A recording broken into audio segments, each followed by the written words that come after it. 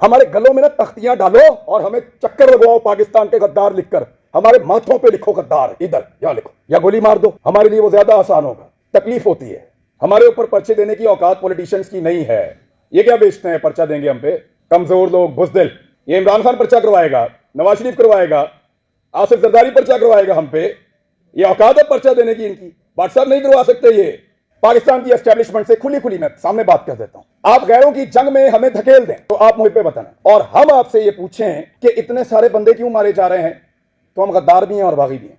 आप बंद कमरों के अंदर फैसले करें इस मुल्क के 22 करोड़ अवाम के, तो आप मुझ पे बताना। हम आपसे पूछें कि उन फैसलों के नताइज पर नजर देखिए, बताएं कि ये हालात क्यों हुए, तो हम गद्दार हैं। आप पाकिस्तान में बार बार रजीम चेंज ऑपरेशंस करें, मुंतखब हुकूमतों को गिराएं, तो आप मुझ पे वतन है। हम आपसे पूछें कि ये क्यों किया, तो हम गद्दार भी हैं और हम बागी भी हैं। आप वजीर आजमों के इंटरव्यूज करें और फैसला करें कि इसको बनाना है और इसको नहीं बनाना, तो आप मुझ पे वतन है। और हम जब ये कहें कि जनाब अवाम का फैसला होना चाहिए, ये 22 करोड़ लोग हैं, कीड़े मकोड़े नहीं हैं, तो हम गद्दार भी हैं और हम बागी भी हैं। यानी आप बगावतों के और गद्दारियों के मुकदमे दर्ज करवाएं जो पूरी दुनिया में नहीं हो रहे। और जब हम आपको ये कहें कि क्या हम बागी हैं, तो उस पर भी हम बागी हैं, उस पर भी हम गद्दार हैं। यानी अजीबोगरीब किस्म का क्राइटेरिया बनाया हुआ है।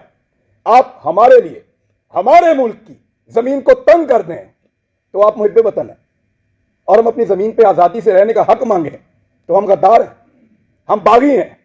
आप खुदा ना खास्ता कभी हार भी जाएं, तो आप मुझ पे वतन है। और हम आपसे पूछें कि हुजूरे वाला ये क्या हुआ था, तो हम गद्दार हैं, हम बागी हैं। आप किसी एक तजर्बे में नाकाम हो जाएं, तो आप मुझ पे वतन है, और हम सिर्फ नाकामी की निशानदेही कर दें, तो हम गद्दार हैं, हम बागी हैं। हम हंसे तो गद्दार हैं। इनकी क्या जरूरत है कि हमारे ऊपर पर्चा करवाएं? पर्चा मेरे पे हो या मीर शकील पे हो, अरशद शरीफ पे हो या साबिर शाकिर पे हो, समी भाई पे हो या भट्ट साहब आपके ऊपर हो या जमीर भाई आपके ऊपर हो, ये नहीं करवा सकते पर्चा। ये जो पर्चा हमारे ऊपर होता है ना, बगावत का, गद्दारी का, इसके कॉपीराइट ही नहीं है पॉलिटिशियंस के पास, क्योंकि सब मुल्कों को इस बात का यकीन है कि उस मुल्क में रहने वाले शहरी उस मुल्क के वफादार हैं। सिर्फ पाकिस्तान के अंदर एस्टेब्लिशमेंट को इस बात का शक अभी बाकी है कि यहाँ पे गद्दार भी हैं और बागी भी हैं। अरशद शरीफ ने किसके लिए आवाज नहीं उठाई थी? आप सारे गवाह हैं। जिसको मार पड़ी वो उसका शदीद तरीन मुखालिफ होने के बावजूद कहता रहा कि गलत मारा, तो तकलीफ होती है ना। भट्ट साहब नाकामी थी हमारी, उसका हम पे एतबार खत्म हो गया। भट्ट साहब, उसको पता चल गया अब उसका बोझ नहीं उठा सकते, वो इसलिए मुल्क छोड़ के गया था। क्यों शक करते हो? क्या मसला है आपका? ये कहना चाहिए, वो नहीं कहना चाहिए, सवाल ही तो पूछते हैं। हम करते क्या है? यानी अजीबो गरीब किस्म के स्टैंडर्ड्स पाकिस्तान में बनाए हुए हैं। मैं कुछ चीजें आपके सामने रख देता हूं। तो गद्दार हैं, चुप रहें तो गद्दार हैं, बात करें तो गद्दार हैं, ना करें तो गद्दार हैं, हम सवाल करें तो गद्दार हैं, जवाब मांगे तो गद्दार हैं, जवाब ना देने पर रिएक्ट करें फिर गद्दार हैं। क्योंकि हम पैदा हुए हैं हुजूर गद्दारी के लिए। उन्होंने पता लग गया ताड़े तो गल उतरे होना, हम पे उसका एतबार खत्म हो गया था, तकलीफ होती है, चुप करके निकल लिया। इन्होंने मजाक उड़ाया उसकी तस्वीर दिखा दिखा कर, हमारे इख्तलाफात को हमारे खिलाफ इस्तेमाल किया, हमारे लोगों को तस्वीर भेजी कि ये देखो भाग रहा है, फोटो लगाओ सोशल मीडिया पे, गंदा करो इसको, भाग रहा है। अब बुज़दिल नहीं था, बुज़दिल होता तो तुम्हारे साथ डील करता, तुम उसकी मिन्नतें कर रहे थे डील के लिए, रोज उसे कहते थे कि आओ बात करें, रोज उसे कहते थे कि आओ सरेंडर करो हमारे सामने। उसके बच्चों को थ्रेट, उसकी फैमिली को थ्रेट, अकेला था, उसको पता था सबको उसने अकेले ने संभालना, कोई और तो नहीं था उसके साथ। जाओ पूछो उसकी मां से, मैं मिलकर आया हूं उस दिन। सारी बातें करने के बाद, पूरा हौसला देने के बाद, आखिर में वो कहती है कि अरशद तो नहीं है ना, जो कुछ भी हो अरशद तो नहीं आएगा। अब हम पे उसका एतबार खत्म हो गया था, इसी काबिल है हम पे भरोसा नहीं था उसका, इसलिए वो यहां से गया। बुज़दिल नहीं था, हम नकारा हो गए, हम उसको नहीं बचा पाए। मैं अभी थोड़ी देर पहले मैं मोटरवे पे आ रहा था, मैंने एक वीडियो रिकॉर्ड की, मुझे इत्तला दी गई कि आप इस्लामाबाद आएंगे तो पकड़ेंगे, तो मत जाओ। तो मुझे दो वजूहात समझ आई, या तो कोई ये चाहता है कि मैं यहाँ के बात ना करूं, या हो सकता है वाकई पकड़ ले। तो मैंने एक वीडियो छोटी सी रिकॉर्ड करवाई, इसलिए कि अगर मैं पकड़ा गया तो ये लोगों तक पहुंच जाएगी वीडियो, और मुझे जो इत्तला दी है, कैसे दी है, किसने पकड़ा, ये भी पता चल जाएगा। मैंने अपने बच्चों से भी माफी मांगी। मैं एक साल में उनको कोई किसी एक मौके पर भी जो मैं उनके साथ टाइम गुजारा करता था, मुझे वो मौका ही नहीं मिला। मैंने उसी वीडियो में उनसे माफी मांगी कि बेटा सॉरी बाबा, फिर लेट हो गए, लेकिन वादा आपसे पूरा करेंगे। लेकिन आपको पता मेरे दिमाग में वाली चीज क्या चल रही थी? मेरा भी आप सबसे एतबार खत्म हो गया। आखिर में मेरे दिमाग में ये आ रहा था कि अरशद नहीं है, बोलेगा कौन? वही था, सबको इकट्ठा करके वहां अदालत में पहुंच गया। क्यों पकड़ा उसको? हौसला देता था, डट कर खड़ा था, हर जगह उसने आवाज उठाई और पूरी कोशिश की उसने कि ये मुश्किल वक्त गुजर जाए। अभी मैं इस यकीन के साथ अंदर जाऊंगा कि अरशद पीछे नहीं खड़ा हुआ। सिर्फ ये एक कमी मुझे महसूस हुई है, वो इस कमी के साथ पाकिस्तान छोड़ गया था। वो तकलीफ मैंने आज पहली मर्तबा महसूस की है कि जब वो ये मुल्क छोड़कर जा रहा था तो वो कितना बेबस था, और उसका हमने मजाक उड़ाया कि फलां फ्लाइट से निकल गया, इस तरह निकल गया, इस तरह भाग लिया। उसने मुझे फोन पे बताया, इमरान तुझे पता है मैं कैमरे में जानबूझकर मुस्कुरा रहा था, वो इसलिए कि मुझे पता था ये मेरा मजाक उड़ाएंगे।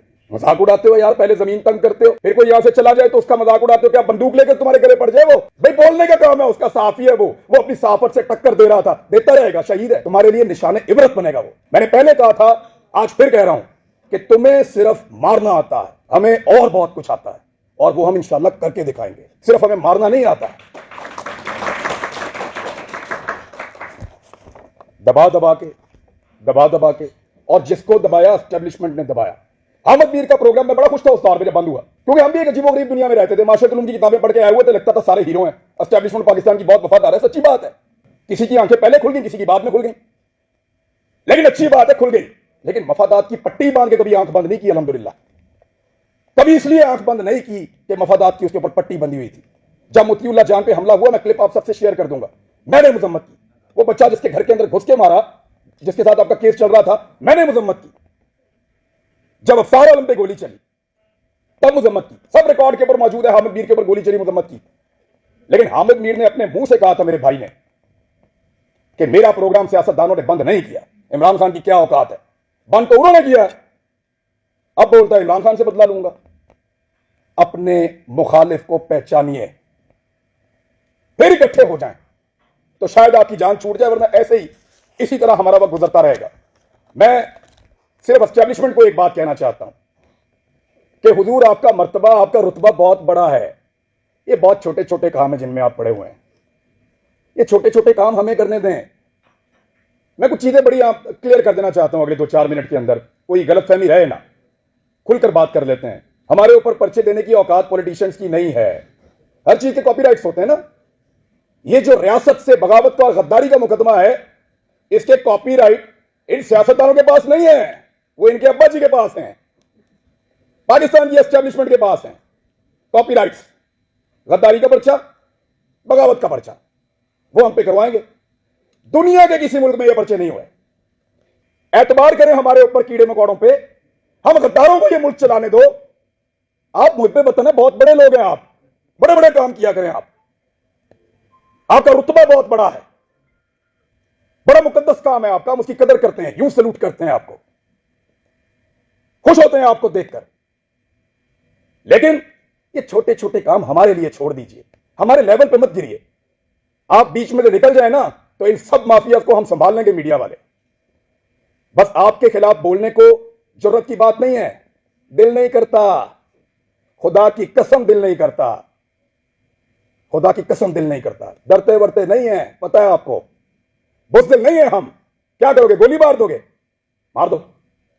डरते नहीं है तुमसे, तुमसे प्यार करते हैं, तुम्हारी कदर करते हैं। डरो उस दिन से जिस दिन हमारे अंदर से यह जज्बा खत्म हो जाएगा। हम प्यार करना चाहते हैं, कदर करना चाहते हैं, हमें मत धकेलो, दीवार के साथ मत लगाओ, और यह ड्रामा बंद करो। पाकिस्तान के फैसले पाकिस्तानी करेंगे, पाकिस्तान के फैसले हम करेंगे, यह हमारा राइट है, लोगों का राइट है। डेमोक्रेसी ये कहती है। ये बंद कमरों के अंदर ड्रामे बंद करो। पाकिस्तान को तजुर्बा, मैं बचपन से पढ़ रहा था, लिखा हुआ था, इस्लाम के लिए तजुर्बागाह बनाएंगे पाकिस्तान को। हमारे लीडर्स ने यह बताकर पाकिस्तान बनाया, वो किसी और चीज की तजुर्बागाह बना दिया। पकड़ के इसको पकड़ लो, उसको नंगा कर लो, उसको डंडे मारो, उसके कपड़े उतार दो, उसको घसीट के वहां पे ले जाओ, इसको जगाते रहो, इसको शहरों में फिराओ। अजीब ड्रामेबाजी है। वो ये मुल्क क्या बना दिया आपने इसको? आपके अपने घरों में बच्चे नहीं है? यानी हमें डिवाइड करके हम पे रूल कर रहा है। पहले गोरा कर रहा था, अब एस्टेब्लिशमेंट कर रही है। इससे अगर निकलना है ना तो एक बार सोचना पड़ेगा। मैंने यहां किसी को तनकीद का निशाना नहीं बनाया, मैंने सिर्फ बताया है कि वो कौन है जो हम सबको डैमेज कर रहा है, और हम नहीं चाहते कि हम अपनी एस्टेब्लिशमेंट का मुकाबला करें। के बाद आ जाओ, अब तक के लिए इतना ही, थैंक यू। मैं क्योंकि तनकीद करता हूं बहुत खुलकर, और मुझे आदत है बहुत खुलकर बात करने की, तो मैं उन सबको वेलकम करता हूं जो भी तनकीद करना चाहता है। बहुत अच्छी बात है, डिस्कस कीजिए हमारे कंडक्ट को, और हमें भी करने दीजिए फिर। लेकिन किसी को यह हक नहीं पहुंचता कि वो मारे, वो डराए, वो जबर करे। यहां सब लोग ये बात कर रहे थे कि इकट्ठा होना पड़ेगा, यूनिटी होनी चाहिए। तो मुझे वो सिंपली 1-2 लाइनें याद आ गई कि जबर का मौसम कब बदलेगा? जब्र का मौसम कब बदलेगा? हम बदलेंगे तब बदलेगा, और बदलेगा, जरूर बदलेगा।